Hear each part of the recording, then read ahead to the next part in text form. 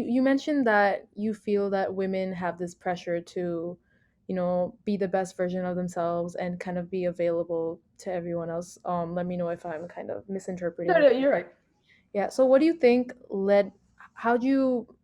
How did you feel that responsibility? And could you kind of elaborate on why you felt the need to take on other people's emotional burden for so long? Right. I think You know? freshman year, it's also like you don't want to disappoint anyone. You're trying to give like your best face, just in general as a person. Like you're trying to be friends with everybody. You want to not even seem like you are a nice person. So you want to come off as a nice person. Like a nice person would be there for their friends 24/7. A nice person would be doing this.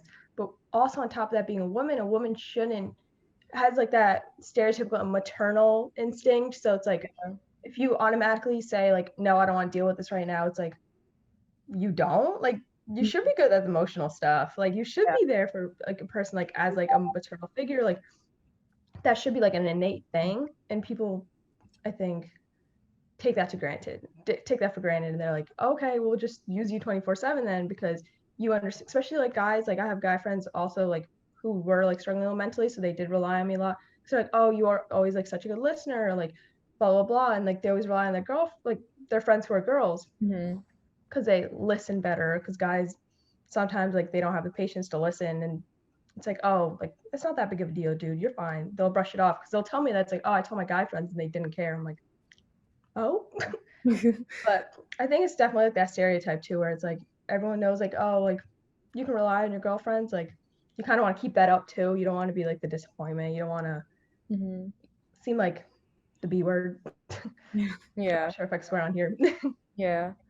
I think how did you kind of how did you navigate through that process of trying to, I guess, accept that you don't have to be available to everyone and that you can say no without being the bad person?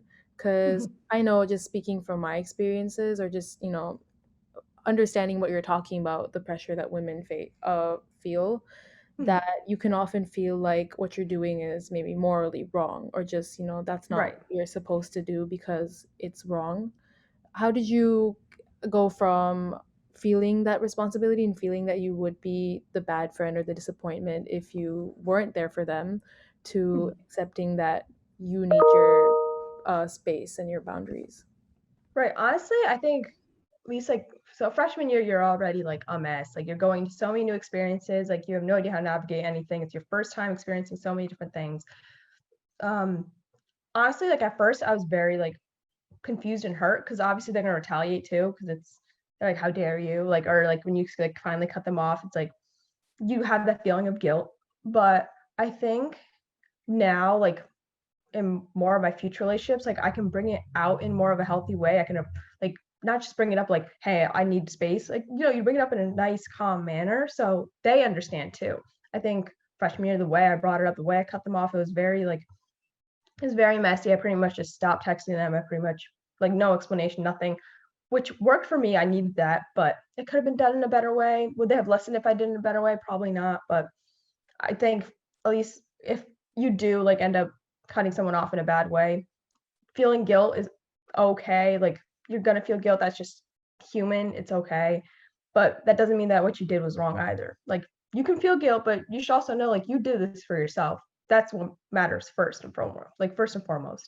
But I think now like that I'm older, like I just handle those situations differently. So it doesn't get to that point of like negativity. It's more like of a positive thing. Like, hey, like I just need space. Like it's not like anything bad's not on you, it's not on me. I just need it for my own mental health. And at least like because the conversation has gotten so like more open now, I feel like people take it easy too. They're like, oh, it's for your mental health. I understand that.